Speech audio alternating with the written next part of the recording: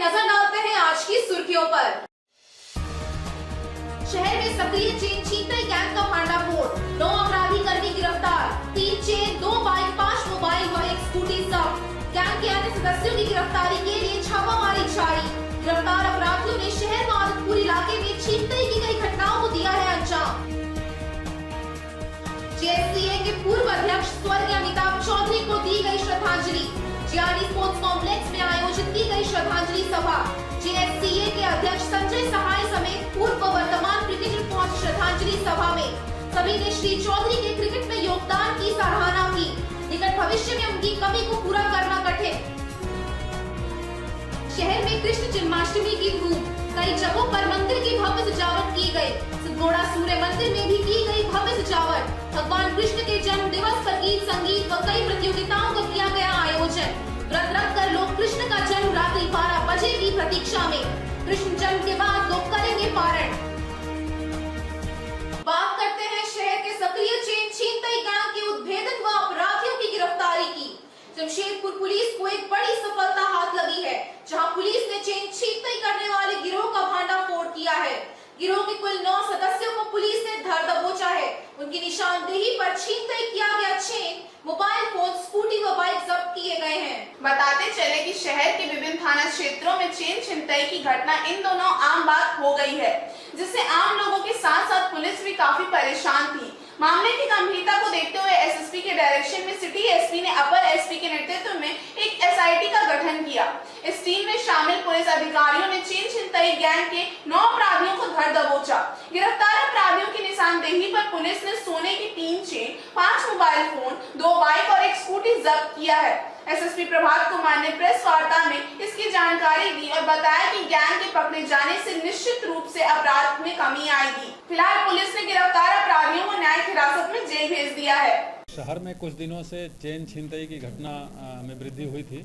उसको लेकर के सिटी एसपी के नेतृत्व में एक टीम बनाया गया था और टीम में एएसपी सिटी, कई सारे थाना के थाना प्रभारी और थाना में पदस्थापित सब इंस्पेक्टर लोग इसमें शामिल थे। वो लोग लगातार मेहनत कर रहे थे। इसी कड़ी में एक बहुत बड़े गिरोह का खुलासा हुआ है। इस गिरोह में कुल 14 से 15 अपराधकर्मी हैं, जो शहर के विभिन्न क्षेत्रों में घूम करके और चेन छीनताई का कार्य करते हैं। और इस जिला से बाहर भी आदित्यपुर में, चाईबासा में भी ये लोग इस तरीके का काम करते हैं।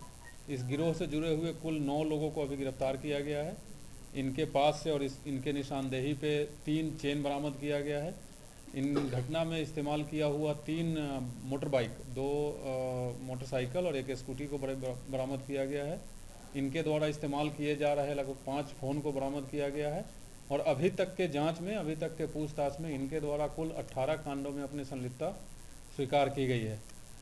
इसमें जो मुख्य रूप से लोग शामिल हैं वो भी पकड़ा गए हैं और गिरोह के सदस्य में 4 से 5 अपराधकर्मी और गिरफ्तार होने बाकी है, जिनके लिए छापेमारी की जा रही है। बात करते हैं जेएससीए के पूर्व अध्यक्ष व सेवानिवृत्त आईपीएस अधिकारी स्वर्गीय अमिताभ चौधरी के श्रद्धांजलि सभा की। जीआरडी स्पोर्ट्स कॉम्प्लेक्स में शुक्रवार को श्रद्धांजलि सभा आयोजित कर भारतीय क्रिकेट कंट्रोल बोर्ड के पूर्व सचिव और आईपीएस अधिकारी रहे स्वर्गीय अमिताभ चौधरी को श्रद्धांजलि दी गई।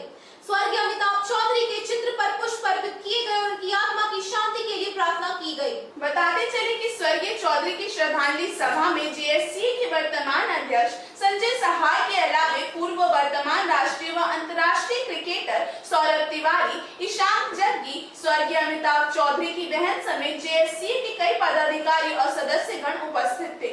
जानकारी हो कि 16 अगस्त की सुबह अचानक दिल का दौरा पड़ने से अमिताभ चौधरी का रांची में असामयिक निधन हो गया था।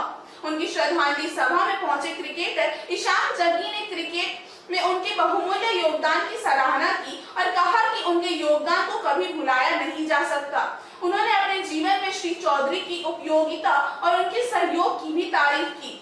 इस मौके पर सौरभ तिवारी ने भी अमिताभ चौधरी के योगदान की सराहना की और कहा कि उनकी कमी निकट भविष्य में पूरी करना मुश्किल है। जैसा कि अमिताभ चौधरी सर जो थे, उनका व्यक्तित्व तो शायद ही किसी से छुपा हुआ हो झारखंड बिहार में। और आज जो श्रद्धांजलि सभा किया गया तो उतने बृहद व्यक्तित्व के व्यक्ति को हम लोगों ने छोटी सी अपनी तरफ से श्रद्धांजलि दी है।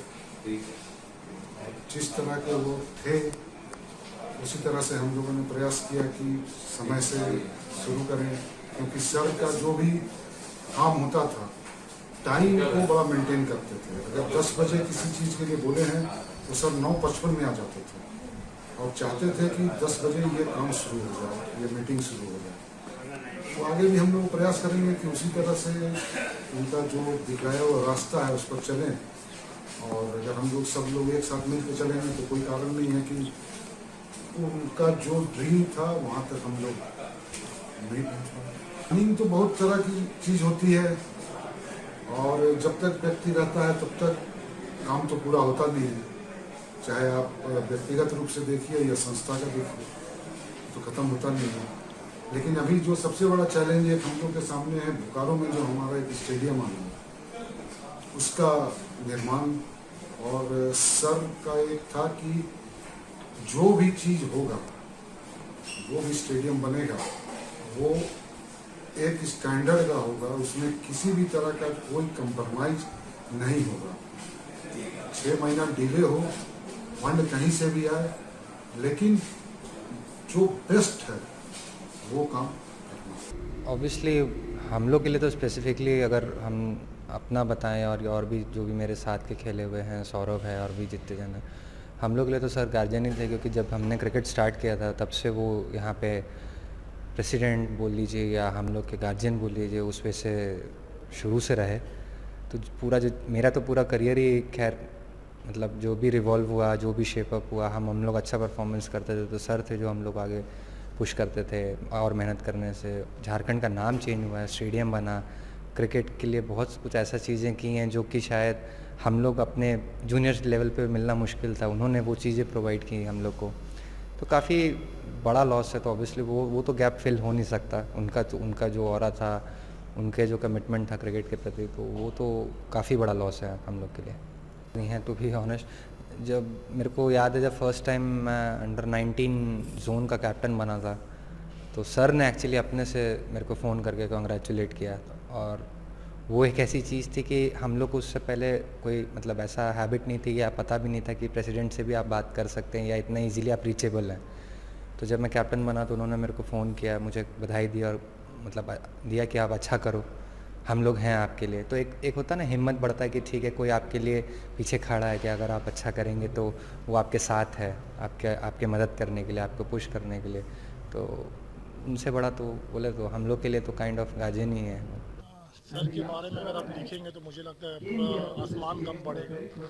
जिस तरह से वो झारखंड क्रिकेट को एक अलग ऊंचाई पे लेके गए हैं, मुझे लगता है अगर आज झारखंड का नाम अगर इंटरनेशनल लेवल में है तो उसका एक सबसे बड़ा रीज़न है कि ग्राउंड बनाने में हम सभी लोग जानते हैं कि अमिताभ सर का सबसे बड़ा योगदान रहा है। और आज जितने भी लड़के चाहे डोमेस्टिक हो चाहे इंटरनेशनल में अगर परफॉर्म कर रहे हैं, उनको वहाँ सिलेक्शन मिल रहा है, तो कहीं ना कहीं उनका एक बहुत बड़ा रोल है। मुझे नहीं लग पाता है कि उनको योगदान को और उनका जो तरीका था एसोसिएशन को चलाने का उनको भरपाई हो सकता है। मुझे लगता है कि एक बहुत बड़े स्तंभ को हम लोग ने खो दिया है, और अगर हम लोग उनके रास्ते में 5% भी चल पाए तो बहुत बड़ा अचीवमेंट है। आइए बात करते हैं सिद्धगोड़ा सूर्य मंदिर में कोरोना काल के बाद पहली बार आयोजित किए गए भव्य कृष्ण जन्माष्टमी के त्योहार की।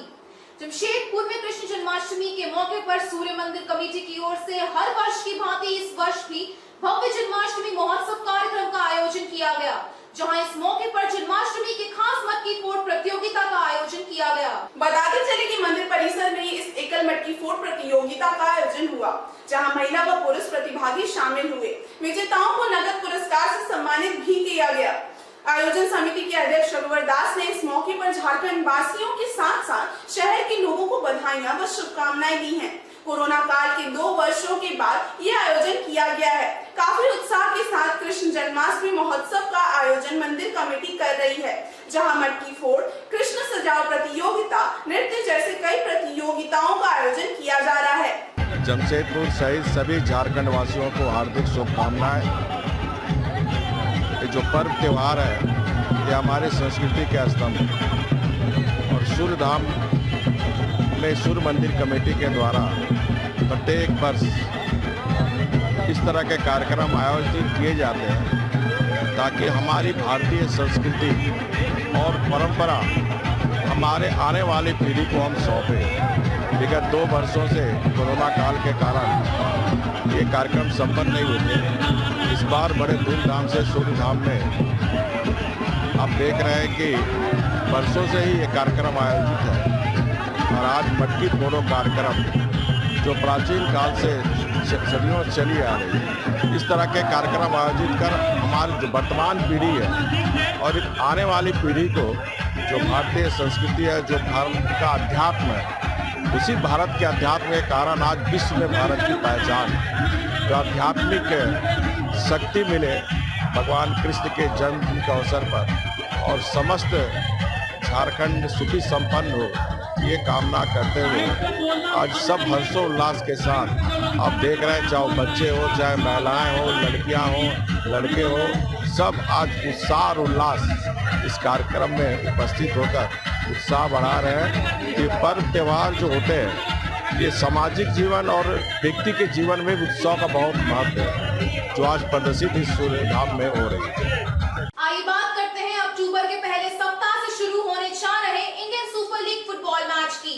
जमशेदपुर एफसी आगामी Indian super league ISL 2022-23 season में अच्छे स्तरीय खिलाड़ियों को क्षेत्र रक्षण करके दोहराना चाहता है। 25 सदस्य टीम के साथ टाटा स्टील के स्वामित्व वाले क्लब ने प्री सीजन आयोजित करने की तैयारी शुरू कर दी है। 6 सप्ताह का प्री सीजन 21 अगस्त से कदमा के फ्लैटनेट ग्रीन्स में निर्धारित है।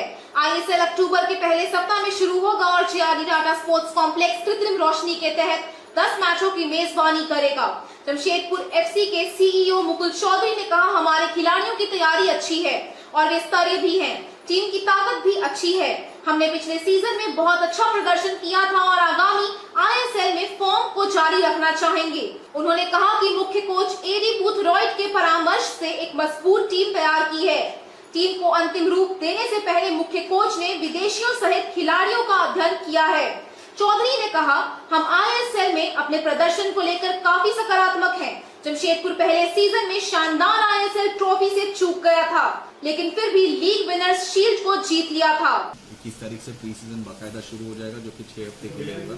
हम कुछ प्रैक्टिस गेम्स भी खेलेंगे, कुछ जमशेदपुर में खेलेंगे, कुछ जमशेदपुर के बाहर खेलेंगे, लेकिन बहुत जोरों शोरों से तैयारियां चल रही है। क्या चेंजिंग वगैरह है, कुछ है क्या? 70% टीम तो वही है और जो नए प्लेयर्स भी लेके आए हैं वो मेरे ख्याल से इसको स्ट्रेंथन ही करेंगे और बेटर करेंगे। बाकी तो आई थिंक कोच सबसे नया है तो वो अपना क्रेडिबिलिटी लेके आया है, काफ़ी स्ट्रॉन्ग प्रोफाइल है। इंग्लैंड के अंडर 21 कोच रह चुके हैं वो 6 साल के लिए, प्रीमियरशिप खेल चुके हैं, तो स्ट्रॉन्ग प्रोफाइल है। हम होप करेंगे कि जिस तरह का परफॉर्मेंस लास्ट दिए उससे उसी तरह और उससे बेहतर परफॉर्मेंस दे। बिल्कुल तैयार है, JRD तो हमेशा तैयार था, हम तो 2 साल यहाँ थे नहीं। टोटल 10 मैचेस होंगे जो कि लीग के होंगे और उसके आगे के जो अपने जो प्लेऑफ्स के मैचेस होंगे वो यहाँ होंगे। तो होप करते हैं कि सब हमारे प्लान के हिसाब से चले, बट हम बहुत स्ट्रॉन्ग टीम पोजीशन की है and I think it will only do better this year. बात करते हैं उत्पाद विभाग द्वारा जमशेदपुर में चलने वाले आधा दर्जन से अधिक अवैध शराब के अड्डों पर छापामारी की। उत्पाद विभाग की पुलिस द्वारा आज दूसरे दिन भी शराब की अवैध बिक्री के खिलाफ जोरदार अभियान चलाया गया। वैसे तो पुलिस के पहुंचने की भनक मिलते ही शराब विक्रेता चकमा देकर भागने में सफल रहे, लेकिन पुलिस ने काफी मात्रा में शराब जब्त किए हैं। बताते चले कि सहायक आयुक्त उत्पाद पूर्वी सिंहभूम के निर्देशानुसार उलीडी थाना क्षेत्र के डिबना रोड बानगो, सोनारी थाना क्षेत्र के न्यू कपाली बस्ती, कदमा के रामचनक नगर, बागबेड़ा थाना क्षेत्र के वायरलेस मैदान और प्रधान टोला तथा परसुडी थाना अंतर्गत के ताड़ी लाइन टोला में चल रहे अवैध शराब की बिक्री के अड्डे पर उत्पाद पुलिस ने छापामारी की। शराब विक्रेता तो भागने में सफल रहे, लेकिन तलाशी के दौरान पुलिस ने करीब 15 लीटर अंग्रेजी व 150 लीटर महुआ बरामद कर जब्त किया है। पुलिस ने 5 अवैध शराब विक्रेताओं के विरुद्ध फरार अभियोग दर्ज कराया है। आज के इस बुलेटिन में बस इतना ही। हम फिर हाजिर होंगे कुछ और नई खबरों के साथ। तब तक के लिए SSCN न्यूज की पूरी टीम की ओर से मुझे दीजिए इजाजत। नमस्कार।